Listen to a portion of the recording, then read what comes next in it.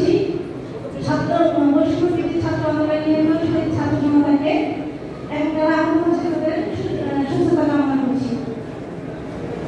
আজকে অনুষ্ঠানের সম্মানিত সভাপতি, প্রধান অতিথি, অতিথিবৃন্দ এবং বাংলাদেশ সরকারি কর্মচারী সমন্বয় পরিষদের বিভিন্ন স্তরের নেতৃবৃন্দ এবং সারা বাংলাদেশ থেকে আগত আমার কর্মচারী ভাই বোনেরা, সবাইকে আসসালামু আলাইকুম।